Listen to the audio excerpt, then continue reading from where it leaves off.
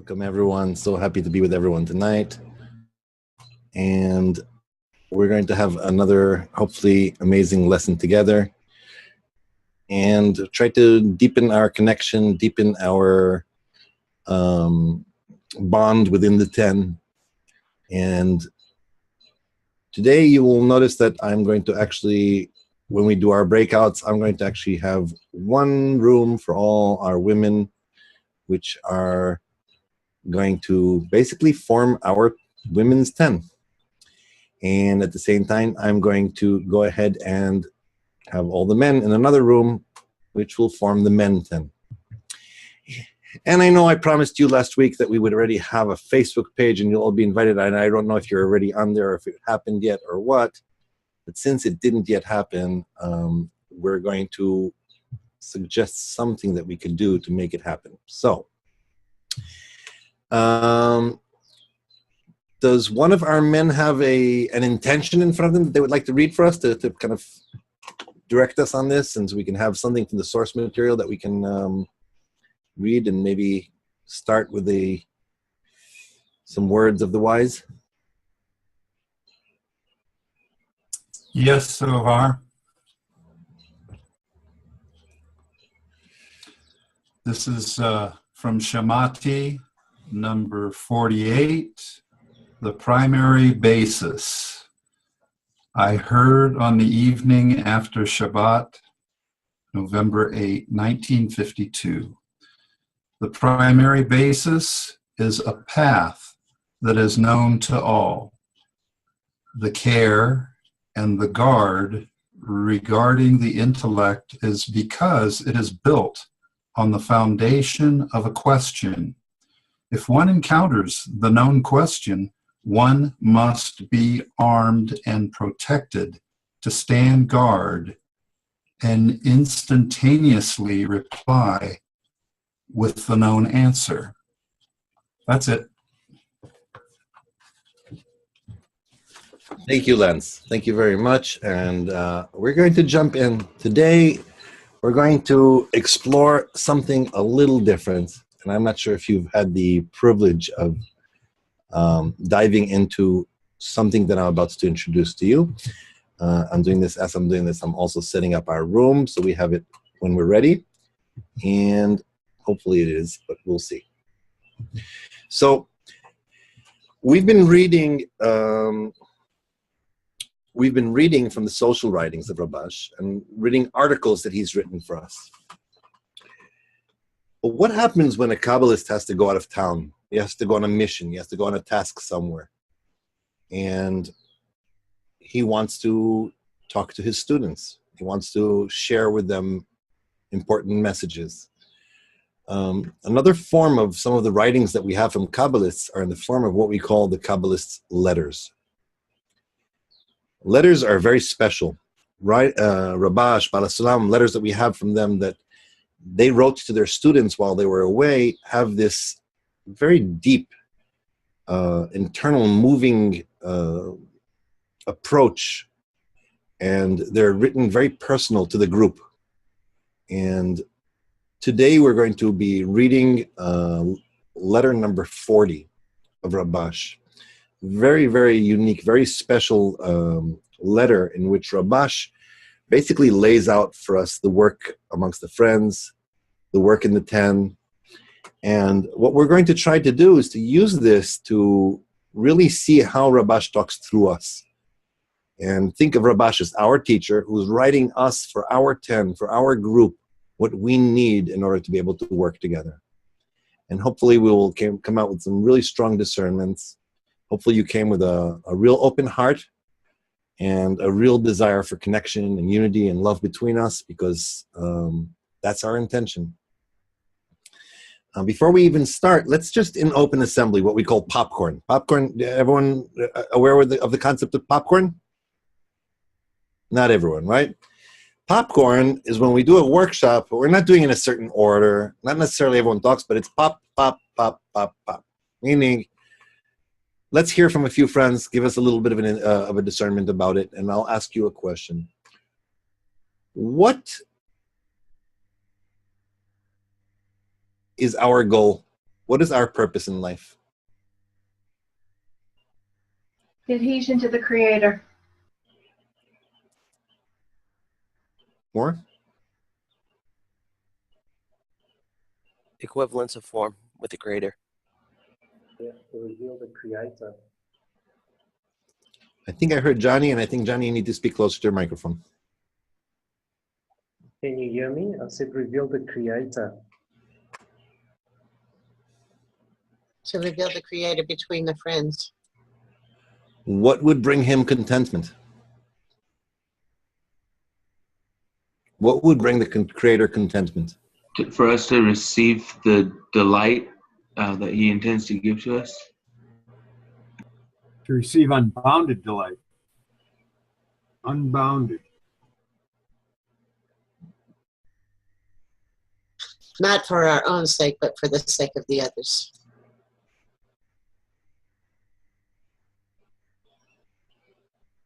For the sake of pleasing the giver.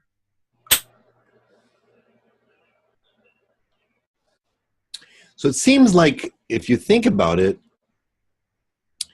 we have very, those of us who are on this path have very close fates and close goals to what the Creator's goal is. We want him to be revealed, and nothing would make him happier than to be revealed. You think about it, that's all our work. We're trying to create a place where he can be revealed, because if he can be revealed, he will be able to delight his creatures, be able to give all the unbounded love that he has to give. And what do we want? We want him to be revealed and to give us all his unbounded love, right? And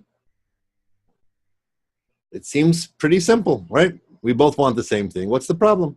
Let's just go ahead and do it, right? Let's just let him be revealed. He'll be revealed. He'll be happy. We'll be happy. Game over, right? Gemar tikun, as they say. The end of correction. Apparently, it's not that simple. And we want to see why. And today, we're going to talk about the whys and hows and what's and how we work around this seemingly simple problem, but obviously, there's something in the way. Something standing in the way. Anyone can guess what that thing that's standing in the way? The ego. We have the will to receive for ourselves. The ego. Ego. Ego. Okay. The will to receive, our ego. Our inner Pharaoh standing there on guard, right? 24 hours a day, just not wanting to let go. So Rabash is going to take us through this sermon today, and hopefully, if we really, really connect together, we will be able to come out of today with something very, very special. Before we start, someone have a question that you want to ask about last week, about this week, that something that you feel like if you ask that question now, it will help us start.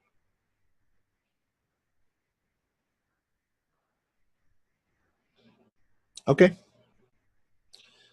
So those of you who don't have your cameras open, if you can open them, it would be wonderful. It'd be nice to see your faces and to feel like we're all in one place.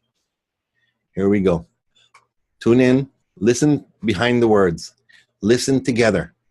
We want to listen to this letter as if it was a personal letter, and the teacher told us you need to hear this with one ear, with one heart, with one brain, together as one man and one heart. You need to hear it this way.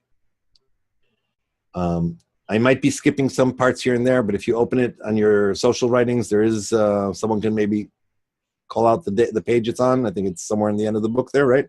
403. 403. Okay, so if you want to follow along, you'll hear some words, and I might not be reading exactly in order, but I'll be reading some parts from this letter. Rabash writes like this.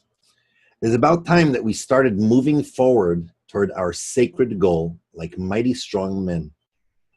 It is known that the paved road that leads to the goal is love of friends, by which one shifts to the love of the Creator. And in the matter of love, it is through buy yourself a friend. In other words, through actions, one buys one's friend's heart.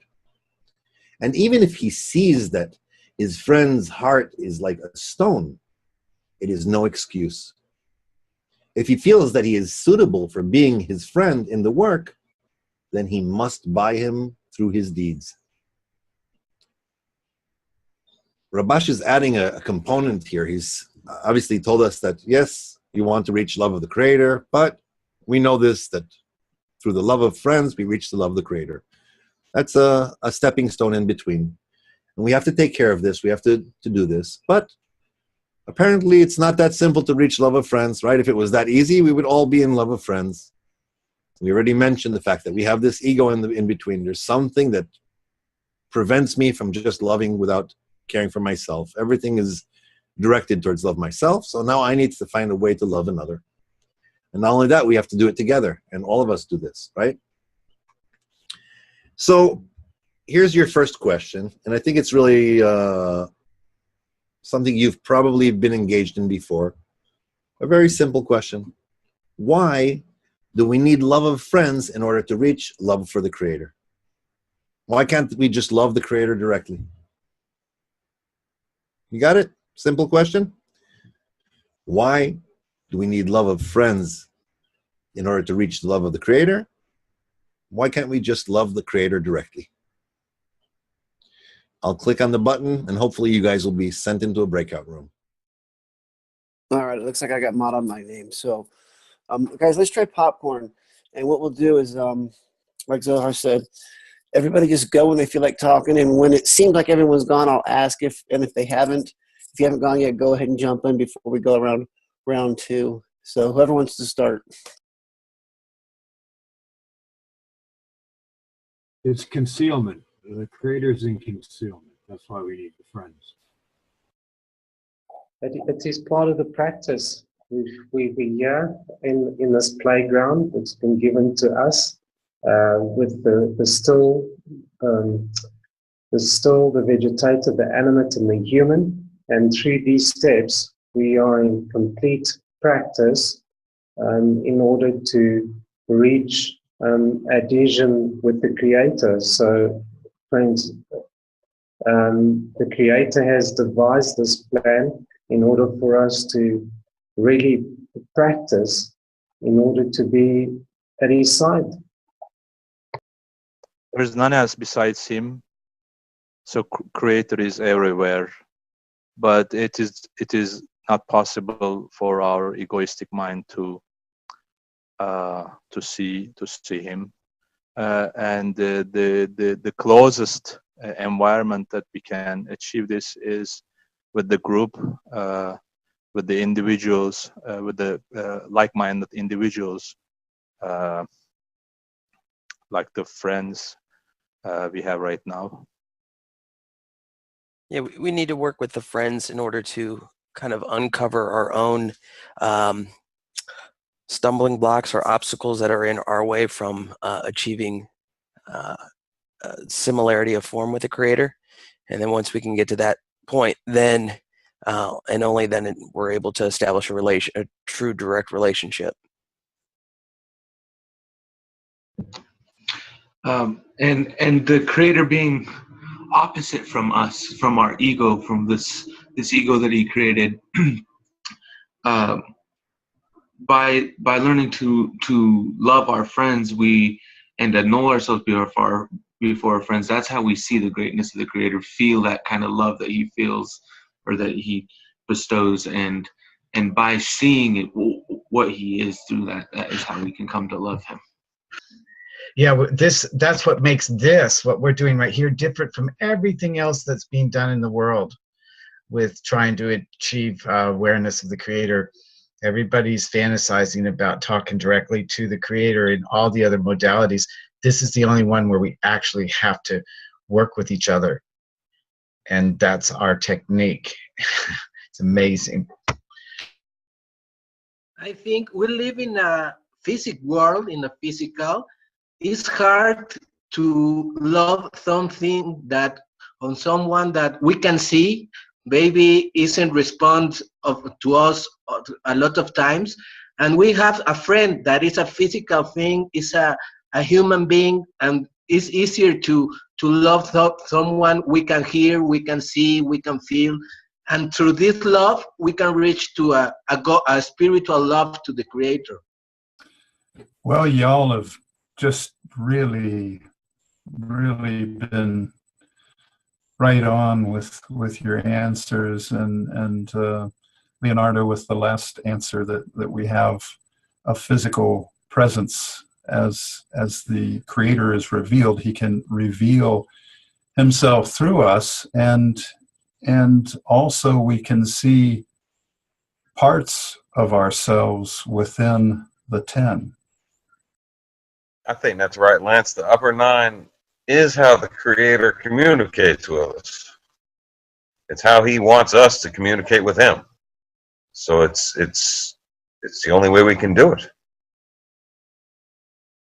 What about that first restriction, the one that we had to run away from, or else we'd be fried like little ants under a magnifying glass? We're hiding from life in this form of death in separation. And that is why we cannot deal directly with the source. Me, Aman. He wrote something in the chat if you want to read it. He wrote, we need to nullify ourselves before we can reach love of the Creator, but we can't do that on our own. We need the friends to correct our love of self before we can reach the love of the Creator. I think we have to reveal ourselves and our intention by showing our free will towards each other and acting altruistically, and prove ourselves to raise on the ladder so we can be thrown back down and then raise again. Amazing. Let me ask you a question. How was that, the tightness of that workshop right now? A lot of people in a short time, right? Yes. Did the ladies get through the whole round of everyone being able to share? No, right? We were short too. You were short too? Okay, so what does that say? Talking too long. We need to be more concise. The ego is raging. Good. Good. Bring it on. We're with friends now. Let's see if we can withstand that. Yeah, this is really something important that we need to take into account, that when we do a workshop, we really, really want to work together. And there are many, many ways of, obviously none is more wise than one with experience when it comes to this.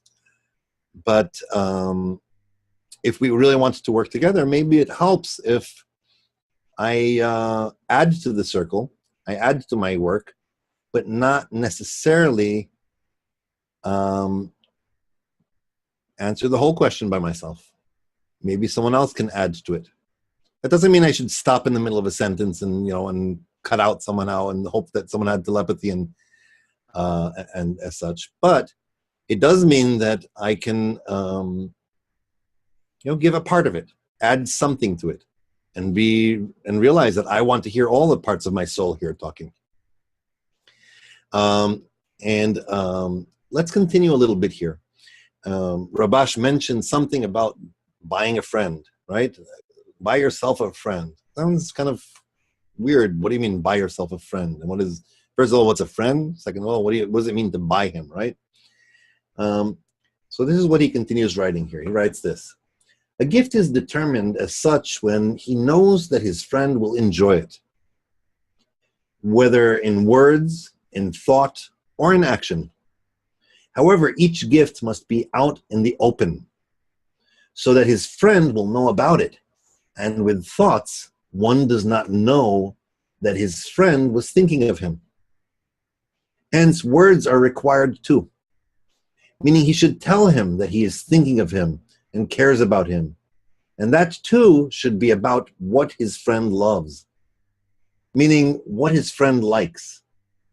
One who doesn't like sweets but pickles cannot treat his friend to pickles, but specifically to sweets, since this is what his friend likes. And from that, we should understand that something could be unimportant to one, but more important than anything to another. Interesting concept. We started by talking about the fact that You know, what does the Creator want? Why do I want to know what he wants? Because I want to bring him contentment. I want to make sure that whatever I'm doing for him is really what he needs, what he wants. How is that different with a friend? I want to know exactly what Brian wants and what Oscar wants. They're my friends. I want to buy their friendship, truly buy their friendship. Brian loves chocolate. Oscar hates chocolate. So buying chocolate for both of them will not work.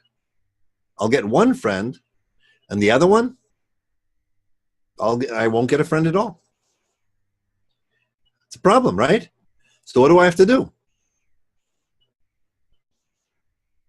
What do I have to do, friends? You have to find out what you want. Exactly. I need to know what they want. Now, Mike here, I'm picking on friends. You guys are feeling comfortable enough for me to pick on you, right? Good. All right. If I overstep my boundaries, fire me. Here we go. So, so Mike here, he really, really wants a new sports car. That's what he feels like he needs. He wants it. So should I buy him a sports car? You're nodding no. Why? It's an egotistical desire. Egotistical desire, okay. So what should guide me? How should I figure out that specific thing, okay? We know that a gift is an expression of love. I want to express my love to you. I give you a box of chocolates. Okay, nice. That's awesome. I don't know. What does he want from that? But if I say to you, you know, I will give my life for you. You are the greatest of the generation, and together we're going to reach the goal. You have my backing. You have my arvut and all that. A different story. You know that I'm driving you towards a certain direction. I'm trying to lead you to a goal. So we have to obviously connect it to that. But Mike doesn't like when you inspire him that way. He likes when you tickle him when you're saying things. And Adam likes when you read him something very serious when you're doing it. You have to say, like, Adam, you know, I love you. And the proof for it is we see that in nature there is love until the yearning becomes unbearable. And Rabash, letter number 40, page 403 in the social writing. Oh, now he's impressed. I need to find out what he is. And by the way, this is how it is in anywhere, even in our corporeal life, right? If you want to impress someone, if you want to get someone to come out of the place he is and reach love and reach a friendship, you need to buy them appropriately. You remember when you were like courting around someone when you were like still young and courting the first love or something like that, and you were like, you know, you went and asked their boyfriend or their girlfriend or their, you know, what do you call them, BFF or GFF? I don't know what they're called, but you asked them, hey, what kind of flowers do they like? What kind of chocolates do they like? I want to find out exactly so that I can, you know, court properly. Same thing here. I want to know. I want to know that if I'm coming to Merle, I know what he likes. He doesn't like pickles, so buying a bottle of pickles will not really do it for him. So if love is a gift is really an expression of love of some way, because I want to buy your love. I want to buy your friendship. What gifts can we give each other? That's the question for you. So what kind of gifts can we buy each other? And I will send you back into the things. I guess we need to give each other our time, effort, love, and be attentive to one another on all levels. That way we're giving to each other not physical things so much as the spiritual things of our time and efforts. Yeah, I think the gift needs to be spiritual, at least in regards to having a friend think of spirituality, as opposed to just a corporeal thing that will actually probably leave him from the Creator, want to lead him to the Creator.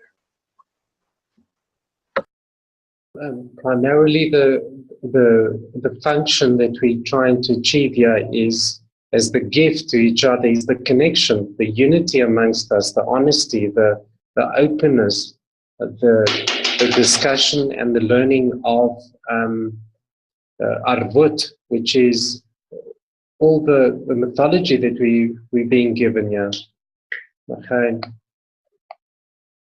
Yes, seeing the friends placing the goal very, very important. Means a lot to me, where I see friends studying all the time, or meeting in groups on the side, or just having conversation all the time, and it makes me want to participate more, and I feel that that's a gift when I'm able to see that through the friends. I feel like I can make myself of no value so that I can see what's really of value in this person and accept it as being a great thing. I can give them this feeling that what they are is better than what I am. It's really hard for me to do, but that's what I can give. To pray, the gift of prayer. I pray for the world plea to receive attainments. Be righteous men and receive leishman. That's what I pray for you guys. That's my gift to you. The Creator is giving us gifts all the time. Some of the gifts we don't like, and some we do. We need to sensitize ourselves to see that everything that we receive is a gift from the Creator. And specifically, when we're working towards the goal together, we're going to find out things about the friends that you actually could send them corporally. A book, if you're funded enough to buy books, and the friend isn't, you buy them a book. Or if there's a sound thing that they do because they like to make music for the goal, something inspiring that can help them disseminate anything towards the goal, any kind of gift. When you're together in Congress, bring them a cup of tea if they like tea, or coffee if they like coffee, give them a cigarette if they need a smoke, whatever it is. And if your friends, you grow to know each other better, you may find that your friend really his heart in this work is in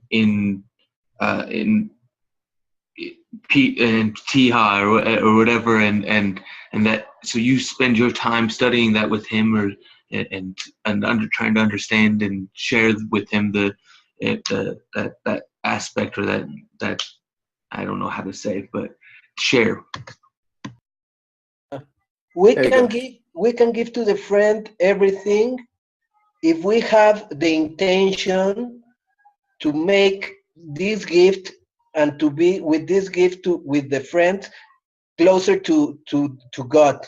I think the intention is the important thing, to be closer to God with my friend. Yeah, I think it's our spiritual desire, and to make it available to the friend, and by means of nullification, and because I think at the end that's what we are trying to grow as a group, our desire, and anything in that direction, any inspiring word, or sharing a moment with a friend in that direction, I think it's a gift. Awesome, Oscar. I'll read Nehemiah's answer. The gift, this is from Nehemiah, the gift we can give to the group is to fill the lack in the friends. Thanks, Nehemiah. Lance, did you get a chance? I did. Thanks, David. I'll pipe in. I like those kind of gifts. I Zohar obviously said a box of chocolates, and he's a teacher, so I'm going to copy the teacher.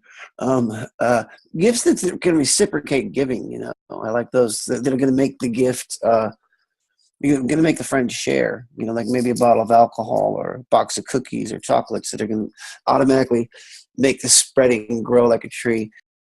Remember, I watched the lesson from last week today, and finding ways to maintain the connection around the clock. So I heard a lot of you guys talking about it last week with just imagining it, or really thinking about the friends all the time, so we can continue the connection and create that generator to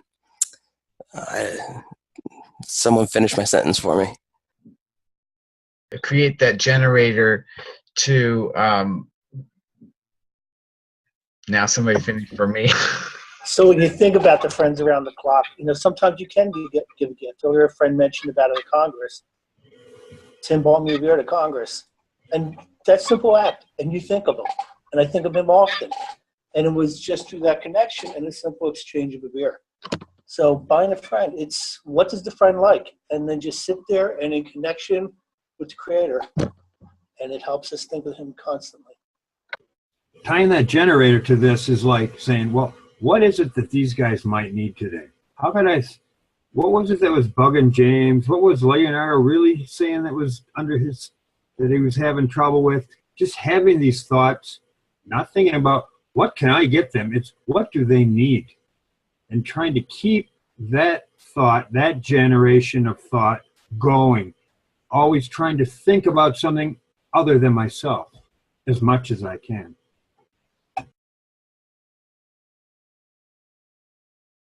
So the generator can run on all sorts of different fuel. It can run on ego. It can run on bestowal. It can run on just about anything you want to put into it, and it'll work. All right, so we're all back. And we were talking about gifts and how we can actually buy a friend, because we realize we must reach love of friends. Why can't we just be loving friends without buying them? That's a good question. So let's see what Rabash takes us with this. Each gift that he gives to his friend is like a bullet that makes a hollow in the stone. And although the first bullet only scratches the stone, when the second bullet hits the same place, it already makes a notch. And the third one makes a hole. And through the bullets that he shoots repeatedly, the dent becomes a hollow in his friend's heart of stone, where all the presents gather. And each gift becomes a spark of love until all the sparks of love accumulate in the hollow of the stony heart and become a flame. The difference between a spark and a flame is that where there is love, there is open disclosure, meaning a disclosure to all the people that the fire of love is burning in him. And the fire of love burns all the transgressions one meets along the way. Mark that paragraph for yourselves, guys. I'm telling you, you're going to listen to this paragraph over and over, and will mean deeper and deeper things to you each time you read it. It's a really powerful thing. You see, there's a law. No one can withstand love. You've heard the concept, love covers all transgressions, or love covers all crimes. This is a big deal. And yet, for some reason, we have this thing called a stony heart. Think about it. Even here, where you're in the perfect environment, a perfect environment to open your heart and love friends and reach a high exalted goal, you're never fully in. It's like you're dipping your foot in the water, but you're not jumping in the water. That's all of us, not just you. Every one of us. We have this thick shell around our heart. This thick wall that separates between us. And the chance is that we're going to meet a few times and somehow you're going to say something like that. That's it. You bought me. I'm open up. You can enter. You are mine. I'm yours. You're mine. That's it. We are, as one man in one heart. No worries anymore, right? I let down my guard. We say all the time, you need to connect. You need to unite. You need to find love of friends. Well, it's not that simple. I let a little bit of the guard down so that I can be with you, so I can make an impression on you, so I can do all those things. But to really penetrate inwards, you need to make a hole in that stone around me. Therefore, it's this repetitive, persistent work on each other. Rabash calls it the bullet that you shoot in the same place over and over and over and over. Those gifts are bullets. Because what happens when you buy a gift to a friend? He becomes closer to you. You get closer to this friend. Why? Because now you've invested in him. And if you notice, anything you've invested in life becomes more valuable to you. If I invest in my children, they become valuable. If I don't care about my children, I don't invest in them, I forget that they even exist. Anything, whether it's a corporeal thing or a spiritual thing, if you invested in it, it's important to you. You can even learn how to love it. Right here in the General Assembly, let me ask you this question. Who's the correction done in now? I'm buying you a gift, right? I come to Tim. I want to buy him as a friend. I buy him gifts. I'm trying to buy his friendship. I send him special source materials that will open his heart up. I once in a while uplift his spirits. I tell him that I'm thinking about him. I tell him how important he is for me for the goal. I send him a box of chocolates.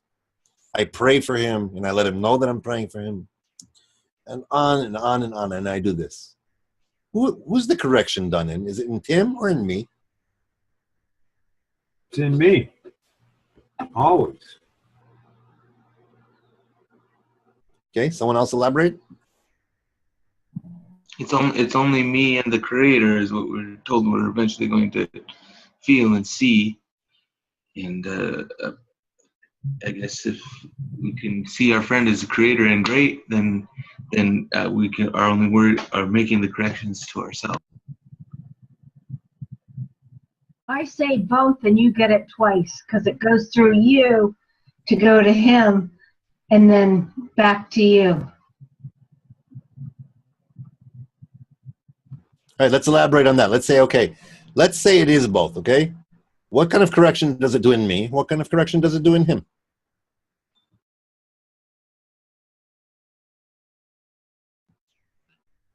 People who haven't answered, open your microphones and share your heart. Once I become your friend, it makes me want to pray for you. Alana? If you're giving him the present and praying for him, won't there be that correction also for you?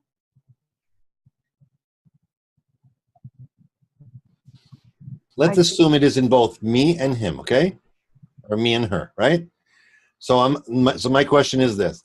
If by me buying a gift for Tim and trying to buy him and all that, I'm getting some kind of correction. What is that correction? What's changing in me? And what kind of change is happening in Tim?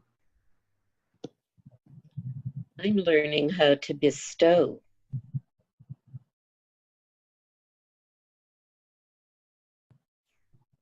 I think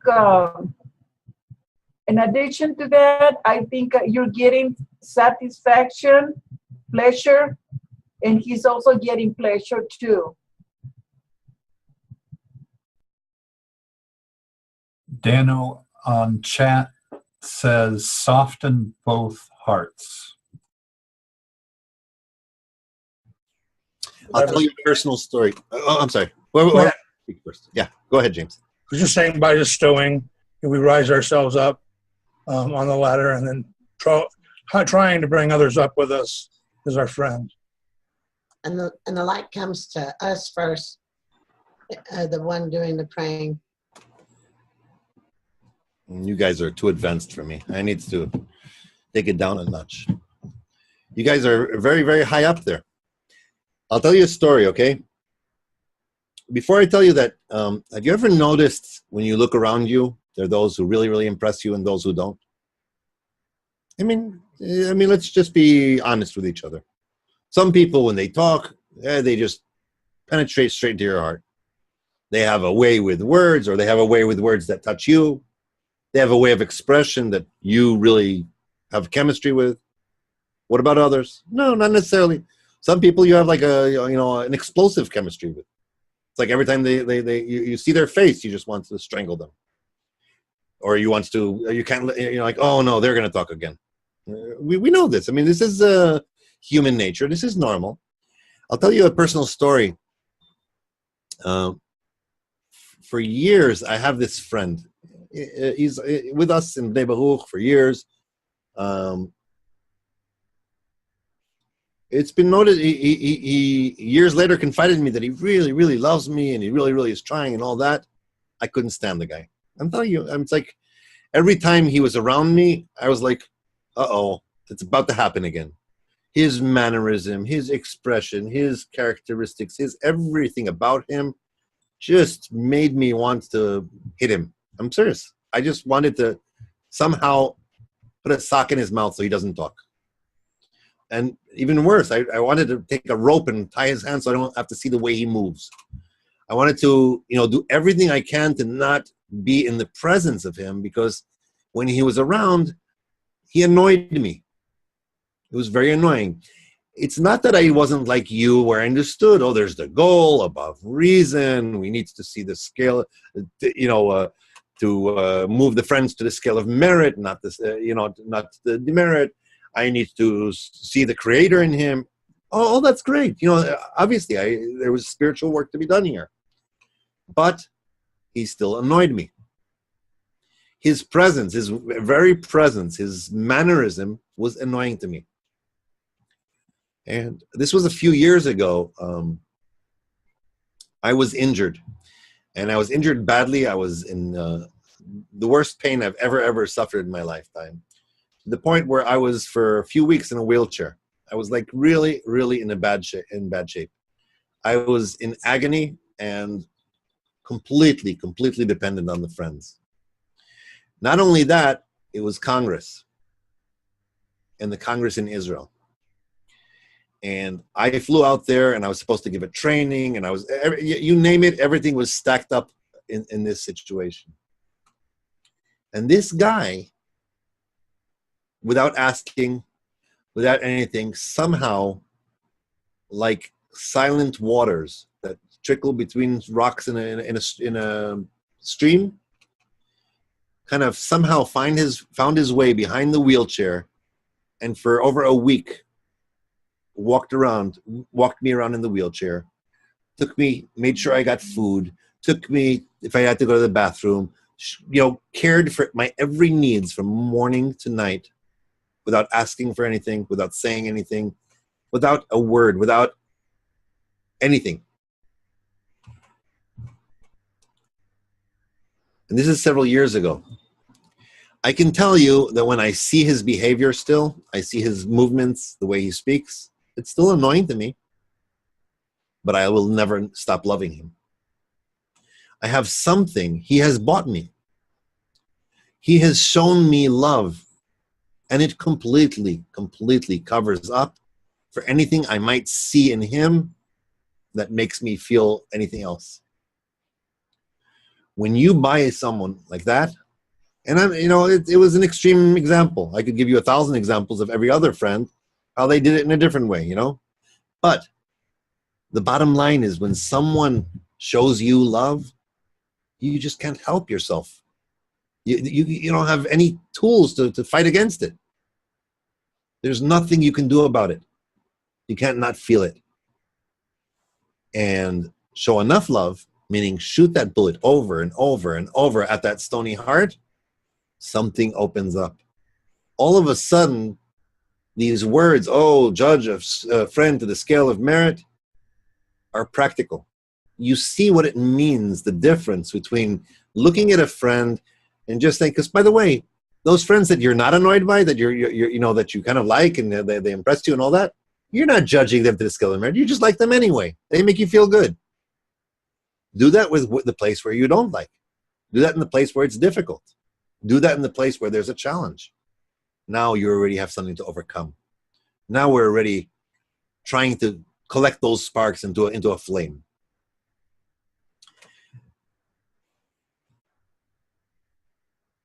Rabash continues. Anyone have questions, by the way? Yeah, I'd like to build on something you just said, Zohar. There's a sister that I want to strangle, except I don't have the strength. Can't stand her. She annoys me like anything. Just as you said. And every time she talks, I'm going to shut up already because she talks forever. She's the biggest phony I ever saw. She in a 10, she answers the entire question. There's nothing for anybody else to say, blah, blah, blah. Can't stand her. The other night, she started special messaging me on something that I had spoken about that was a very big concern to me. And she was extremely helpful. And that sort of changed my thinking about this problem. And I found within the hour a solution to it. But the effect on me was that my attitude toward her changed. And my attitude toward everybody changed. Something about holding on to that annoyance with her was affecting my relationship with everybody. So that's another benefit of somebody buying somebody with love. Beautiful. Thank you, Sarah, for sharing that. Any other questions? All right, we're going to continue with Rabash for a little bit here. And should you ask, what can one do if he feels that he has a heart of stone towards his friend? Forgive me for writing. Each and every one feels that he has a heart of stone. I mean, except for the friends who feel and know that they have no objection that their friend will love them and will give them presents, not necessarily in action, but at least in good words and special attention, only to him. I'm referring only to those who feel that they have very cold hearts in regards to loving their friends, or those who had a heart of flesh, but the coldness from the friends affected them as well, and their hearts have frozen still. The advice is still very simple. The nature of fire is that when rubbing stones against each other, a fire starts. This is a great rule, since from lo lishma, one comes to lishma. Anyone can share with me what they think about that?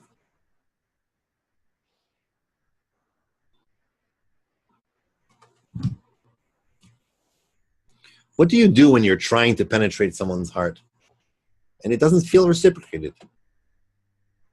You're really, really trying to love them. You're really, really trying to shower them with gifts of love, of expression of love and all that, but they seem cold on the other side. I would have to say I felt that, and it's then when I realized I don't have anything to give in the first place, and I need to get some help. Somewhere it has to come from, because it's not coming from me. It's in the effort and the constant persistence, not giving up. So those attributes in the structure or the learning of love is exactly what is required in order to penetrate the stony heart. Like in the example, we need to have these two stones rubbing against each other constantly to be able to generate this spark and then fire.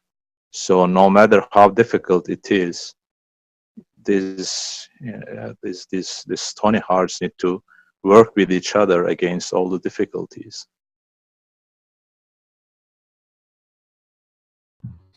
All right, so apparently there is a problem here. We do have resistance to loving each other. We do have something that holds us back from letting people in and for people letting us in.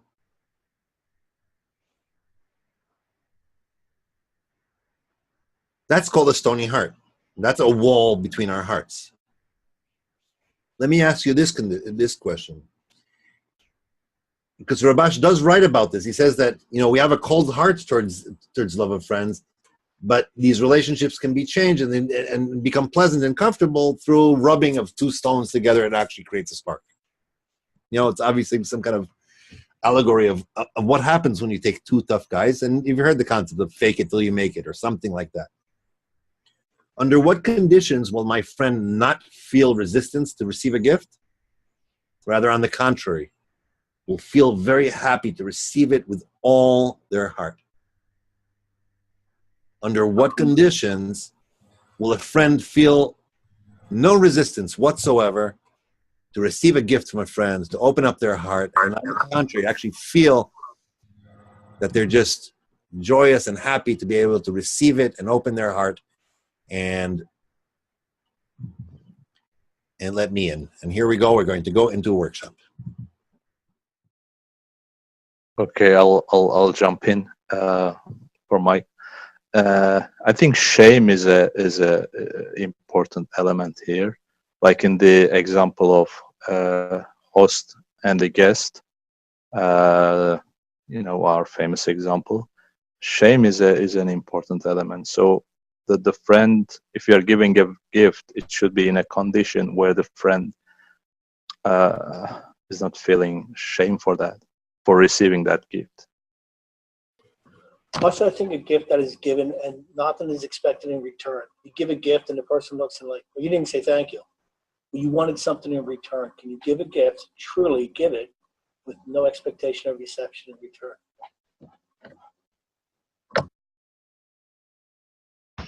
If it's something that they really, really need.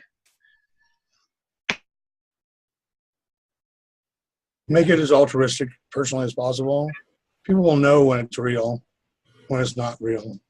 You can exude that emotion and emote that where people know whether it's true or not. And maybe try to make it clear that you're getting delight from giving that gift to them. That is giving you delight, because like in the example of the guest and the host, that's a big lesson that we learn in that. I'd like to reread the question. Under what condition will the friend be happy to receive the gift? So for what I asked is, what I can add to that is that when they see that it would, if they took it, it would make you happy. Oh, I don't want it. I don't want to feel ashamed. But you know what? I'll take it because it obviously is going to make him happy if I receive it. And Neamon says, if the gift will fill a void in the friend. I was in chat.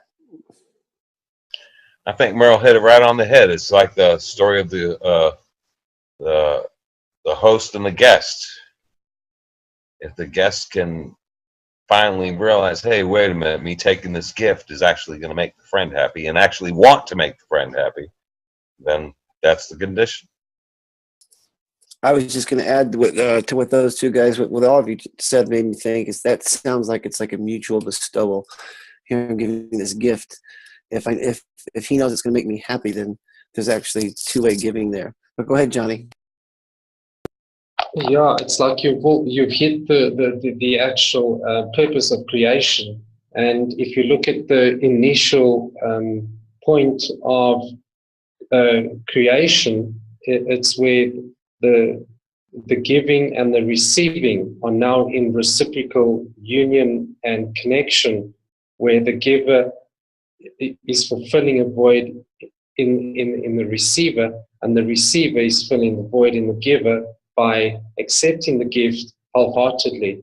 So it creates a complete symbiosis and balance within the middle line.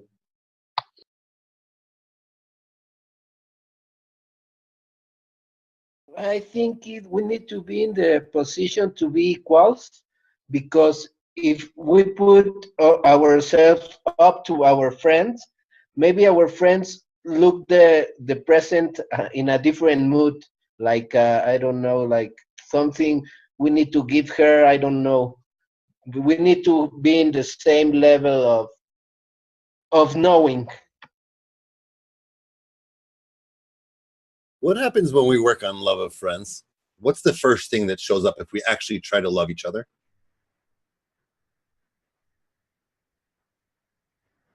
Hatred. Weird, huh? It's like, what? We just spend time, energy, efforts to love each other. What's revealed? The opposite. Why do you think the Creator sets us up in such a way where every time we make some effort in the right path, on the good path, on the path of love and all that, He sends us some crime, some transgression, some sin, something in between us that will make it even more difficult. So we can prove ourselves to him. It presents more and more opportunities for correction. To strengthen our resolve. As we move into a descent, it's only going to open us up for an ascent at some point. The realization of failure, it drives you to a prayer for help. The harder he shakes the tree, the harder you have to hold on. To make sure that if there's any residual left, that it's not something that will contaminate the completed vessel. If we keep trying to reach love of friends and he keeps pushing us away, then it's actually us making the decision to do this, so it's free will. We freely choose it. I always think about this story. It's, I was in third grade. I worked really hard. I mean, I did every homework job, task that was given. I did all the schoolwork and all that. I reached the end of third grade, was waiting for that tap on my shoulder. Good boy, Zor, you finished third grade. Here's your prize. What did they give me? Fourth grade. Exactly. You would think that, hey, you worked so hard. Let's make it easier on you. No, now you're ready for the next level of difficulty. We're not here in this world to remain fetuses. We're here to become Adam, to reach the final correction, to become an equivalence of form and devotion and dvikut to the Creator. It's going to take some overcoming and rising above. When we say love will cover all crimes, that means each time I'm going to give you a bigger crime to overcome with love, until you have so much love to overcome the greatest crime. It has to happen that way. He has to give us higher levels of difficulty. And you notice when you start, when you're young, when you're little, when you're in the beginning, seems like the little things that you have to overcome. But the more you work, you will reach one day sitting in a cave with 10 of the greatest Kabbalists of all time. And when you're just about to reach the highest level of love that is even possible in creation, the second before that, you will be at each other's throats wanting to burn each other alive, revealing the greatest level of hatred there is. It goes hand in hand. You have to have the greatest amount of darkness in order to receive the greatest amount of light. It's a necessity. It's the way we build our kli. Without it, there is no spirituality. Yes, Mike.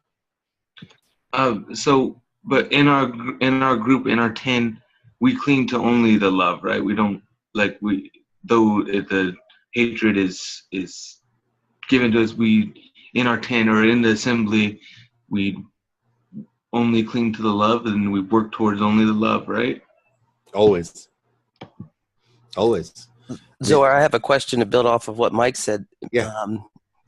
Is this why we practice this in tens and not in the general public? Because we understand that this is going to be revealed within these groups, and we work on that specifically in the 10 as opposed to trying to do it with outsiders?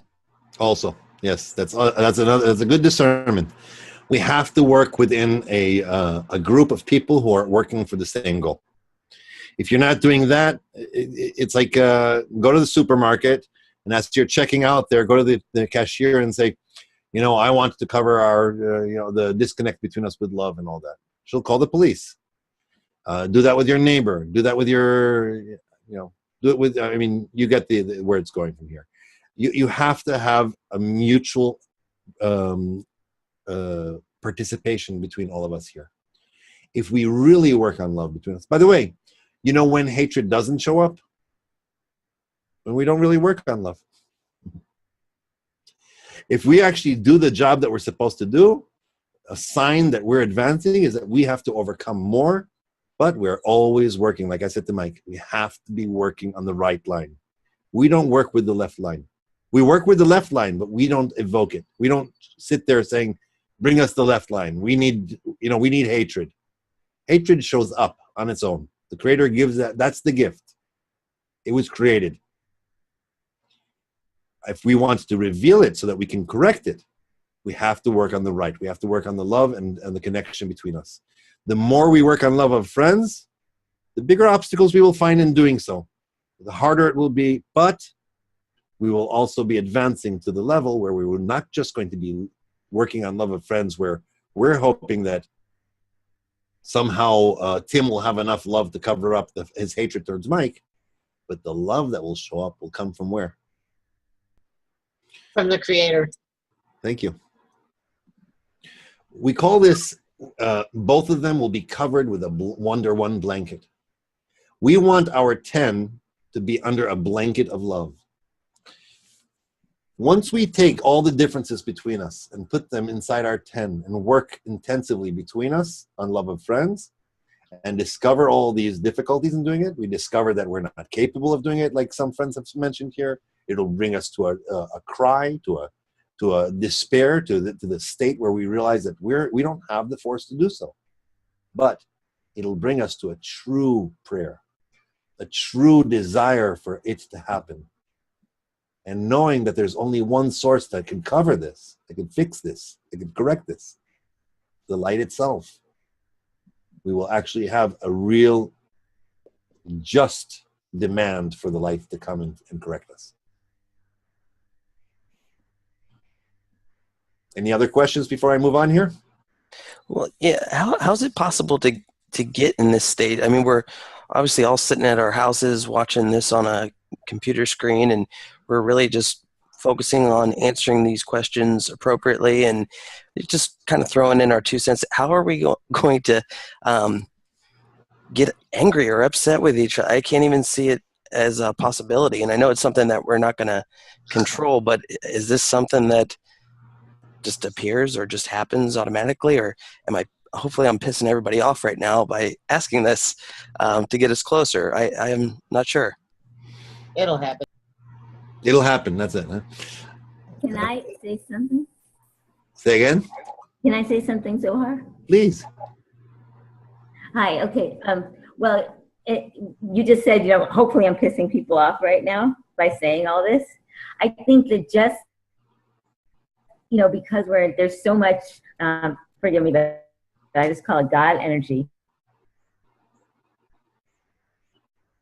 So like someone says something or answers a question, and let's say then the next person goes, I'll give them credit or something like that. Then that person, and maybe not, I'm just throwing this out there, just like starts, wompy inside, and it builds and builds. So there are always opportunities for wompiness. That's all. That I just wanted to express that, because I can see plenty of ways for there to be, lots of emotions being stirred up, even though we're meeting in this virtual environment. I find it to be very intense. Okay, thank you. Right. Let me just add to it, this part. First of all, I agree with both of you. I think that on one hand, yes, we would have to actually really be inside each other to really annoy each other. And you have to have more quantity and more quality of connection for that to happen, right? If we show up once a week for an hour and a half and do this together, then chances are that we may not reach that state where we manage to annoy each other. We're sitting, we're talking about exalted matters. We all have a big desire for it, and we're not quite getting to that point where we're doing that. This is called the young group, meaning we're learning what it is to be a group. You're preparing yourself. You're setting yourself up for those conditions, for those things. I was thinking about it this week. How can, let's say, I'm thinking about it this week. I want to have more opportunities for us to connect, for us to love each other, for us to work on loving each other, for us to fail, for us to try and fail, or for us to reach those states that we're talking about. But I'm waiting for that invite to come in once a week to tell me, I should show up for the lesson. And I don't even know. Tim is sitting there saying, how do I get a hold of Leonardo? How do I get a hold of Mike? How do I talk to Oscar? How do I talk to David? How do I talk to Lance and James and Adam and Merle? What do I do? I was going to ask a question, but I'm just going to do it this way, okay? Lift your hand up if you know what WhatsApp is. Was there any hands down? Everyone knows what WhatsApp is? Okay, put your hands down. Kathy didn't raise her hand. Kathy didn't raise her hand. Kathy, kick her out. That's it. We're done with her. I'm kidding. I'm with you. I don't either. So what do we have? 1 or 2 people that don't know what WhatsApp is? All right. Merle, do you have a cell phone? Yes, I do. Okay. Kathy, do you have a cell phone? Yes, I do. All right. So it's very complicated. Here we go. What we're going to do is this. I'm going to give you 5 minutes. Not 5 minutes. 3 minutes. Men in a room, women in a room. What I want you to do is this. This is your opportunity to make this week different. One of you in the room is going to collect the phone numbers, including your zip, what is it called? The area code, right? Yeah. Area code. So if you're like where I live, it'll be 1815 and whatever the number is. And if you're in, I don't know, Mexico, you'll be whatever the country is. One is for America, but others for other places. Okay. So whatever it is, if you know what your number is for WhatsApp, just put that in the chat. Okay. Type it in. Don't even have to talk. You'll take 3 minutes. All the men will share that, and all the women will do the same. If you don't have a smartphone, we'll figure it out, okay? They still work on regular phones, I think. Well, they can download the app onto a computer. Okay? Let's first do that and make sure that one person in all the men and one person in all the women, or more if you want, will have those numbers and be ready for the next step action. You have the task in mind? I'm downloading WhatsApp right now. Okay, but I'm going to set you into breakouts, and women, you do that. Men, you do that. I'm going to give you like 3 minutes so that you have all the numbers, okay? 1, 2, 3, go. Okay, to be able to copy every number and paste it, if each person types it in separately, that's going to be really hard. Why don't you each say it and I'll type it in? And that way it'll be in one thing where we can all copy and paste, we can all have. Awesome. So I'll start with mine, 863-243-9550. And next, oh, and you got to put your name by it. Okay. Start asking names. Start calling out names, Adam. That'll be easier. You call out the name. Okay, Merle. Yeah, mine is 715-220-0003. And that's Merle, M-E-R-L-E. Yeah. James Alton. Your phone number. For WhatsApp, but I'll give you my Skype number. Just whatever. Okay. It's going to be on your cell phone, so whatever phone you're using. I did not have the app. I'm adding it now. Do you want to give it number? Just give your mobile number and it'll be good. 520-343-7806. Awesome. Leonardo,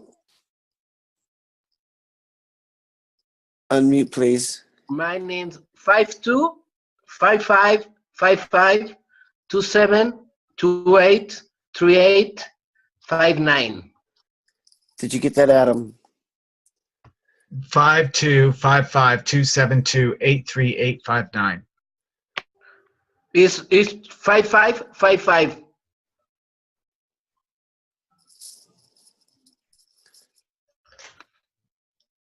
Okay, Adam, check.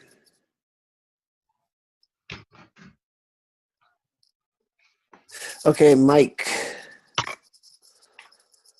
425-599-8348. Okay. And Adam, unmute just so you can say confirm, please. Unmute, say confirm. Confirm. Johnny. Okay, mine is an international number. I'm not too sure. It's a 27. You know your country code? I'm not sure. No, I don't, Adam. What country? I think it's 27. It's South Africa. It's 2779-873-0054. Confirm, Adam. Adam, confirm. Yeah, it's there. Dan Tim, will put please. his in. Go ahead, Tim. Area code 312-848-9696. Confirm, Adam. Got it. Tom. Unmute, please. My number is 843, area code 843-323-0157. Confirm, Adam. Brian. 1-610-762-1191. I will confirm for Adam's behalf. Oscar. Yeah, area code is 267 980 4827. Awesome. Lance. Area code 719-248-7125. And David is 602-330-9716. Leonardo typed a correction in the chat as well. Did you see Leonardo's correction, Adam? Okay, yeah, add a 52 before the number I put for him. But now we got to copy all these and put them somewhere. Okay. See, I write the country code.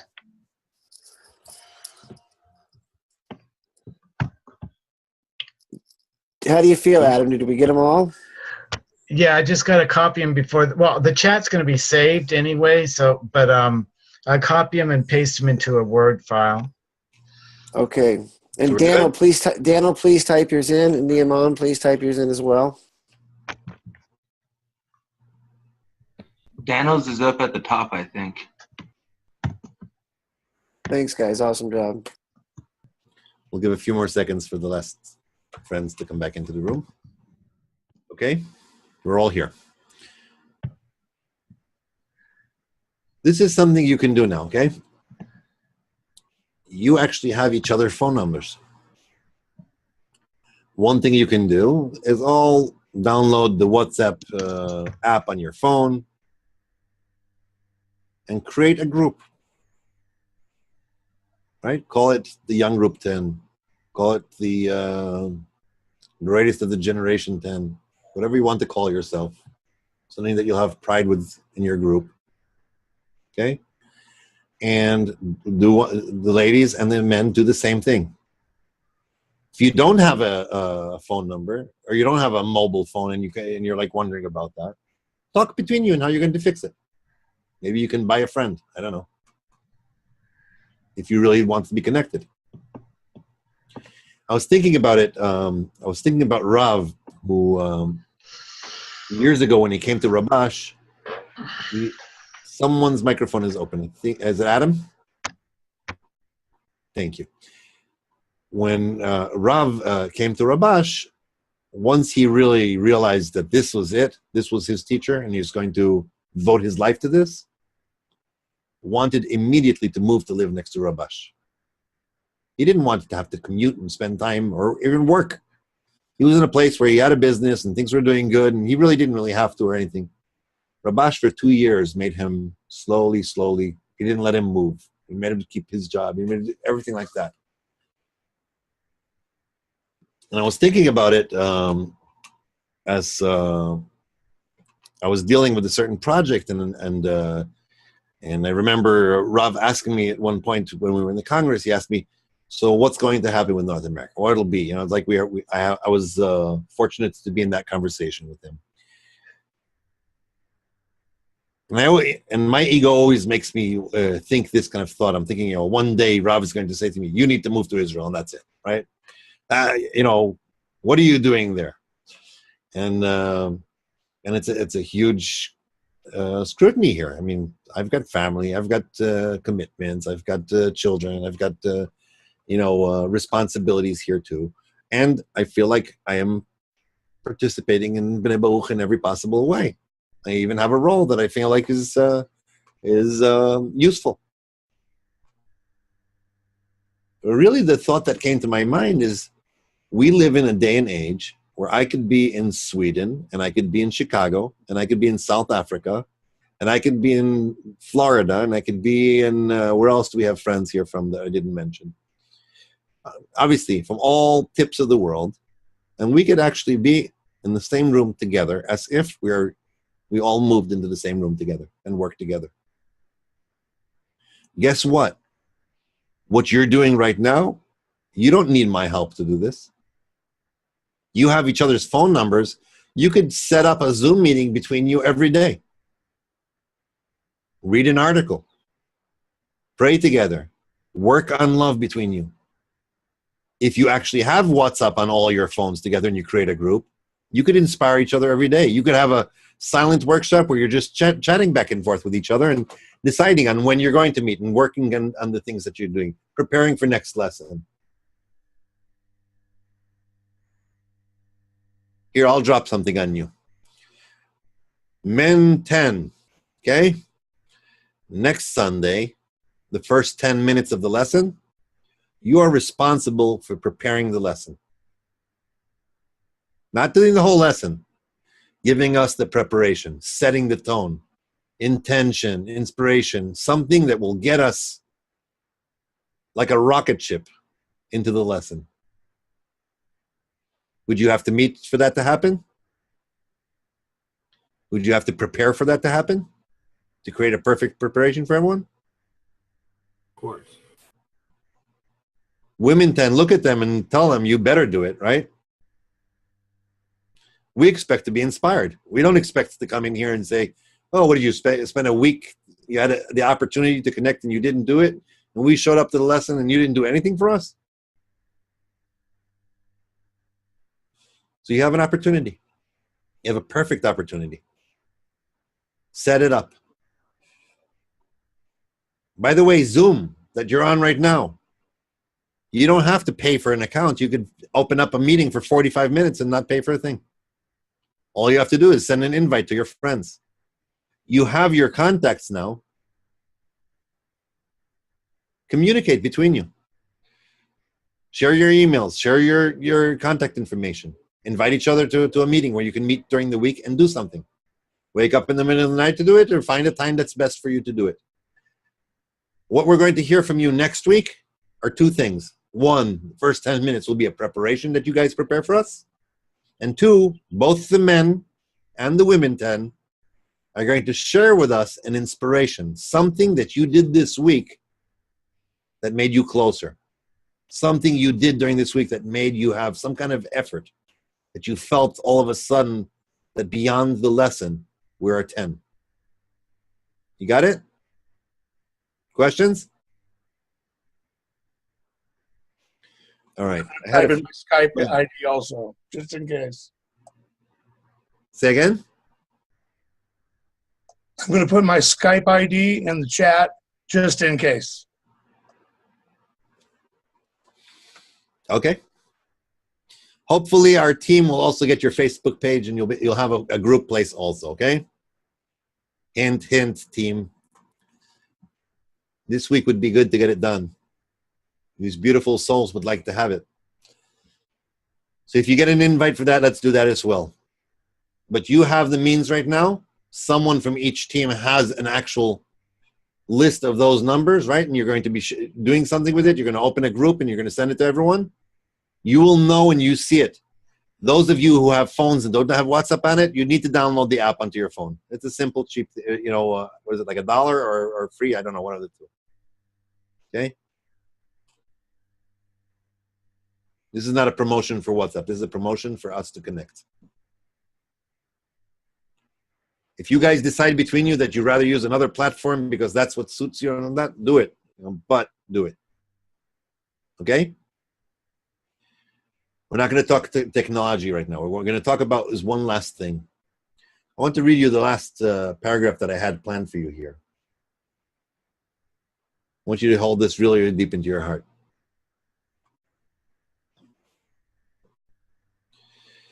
We see that in nature, there is love until the yearning becomes unbearable. Everyone remember the feeling that you had when you had puppy love, when you were like a teenager and someone broke your heart and you're like, you know, you were crying and you're like, oh my God, I can't stand not being with that, you know, just I have to be, it's like I can't even breathe, that kind of a feeling, right? So we see in nature, there is love until the yearning becomes unbearable. And if you wish to ask, how can it be that through love, a person will develop a desire to revoke his own existence? There is only one answer to that. Love deviates from the right path. In other words, it is irrational and is considered not right. Anyone think love is logical? Not really, right? Only then, when there is such a love, each and every one walks in a world that is all good and feels that the Creator has blessed his share. Then the blessed adheres to the blessed, and he is rewarded with dvikut with him forever. And through the love, one is willing to annul his entire reality. Let's read that again. We see that in nature there is love until the yearning becomes unbearable.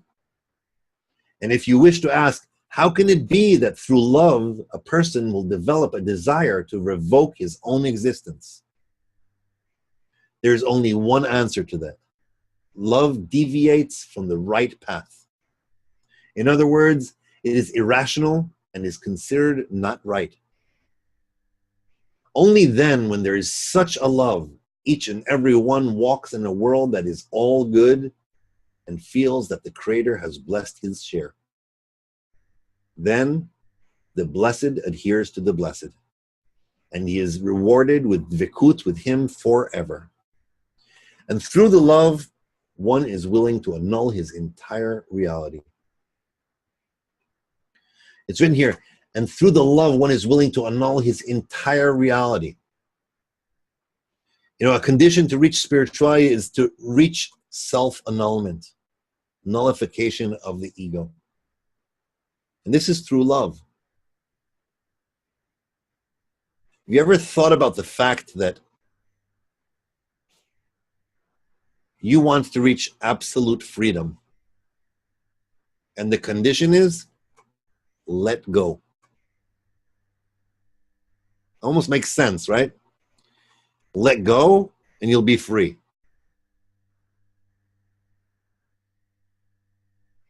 There's some food for thought for you. I would recommend that you all read this letter number 40 this week. Meet between you and the 10. Discuss it. Have a workshop in it. Come up with some good ideas about it. Discern it a little bit. And try to find out, what is this love that Rabash is talking about? What type of connection between us and the 10 can be called love?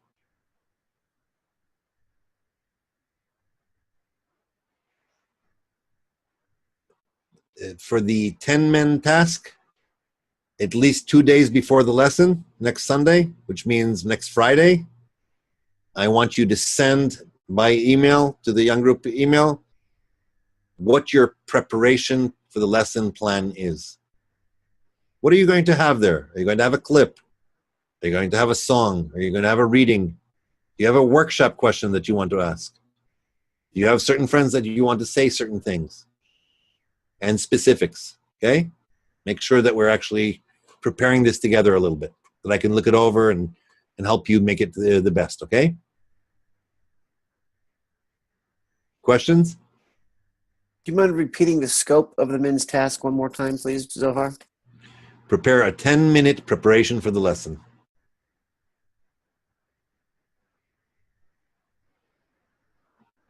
Thank Okay? you.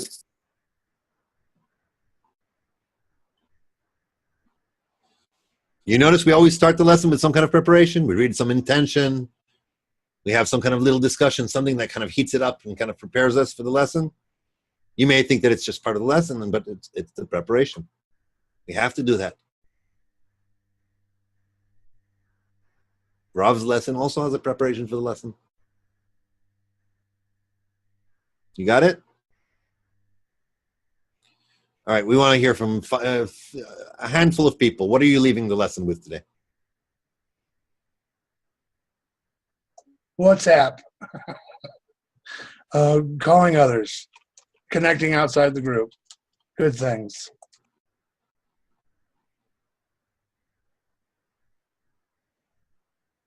I feel like we've been given a responsibility and an opportunity to advance closer with some of these new tasks, and I'm pretty excited about it.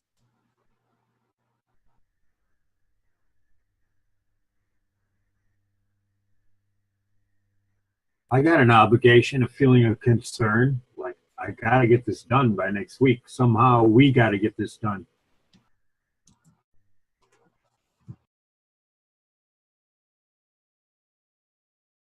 I'm just excited to be able to finally get working together daily and get working towards closer to what we see on the Rob's lessons and such with those groups, and that's exciting. All right, men, you're awesome. Let's hear some of our women. Creating a group chat for our women with all the numbers.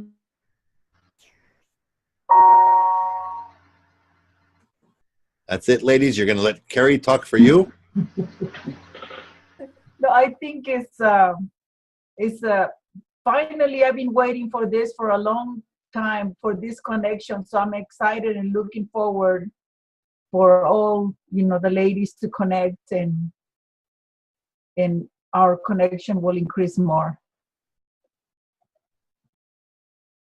I'm excited as to think of this being almost another level of our uniting. It's good. An opportunity to biblically to draw some reforming light so that we can learn how to bestow. And hopefully,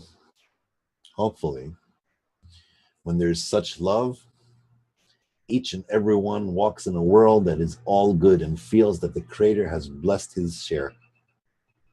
Then the blessed adheres to the blessed, and he is rewarded with vikut with him forever.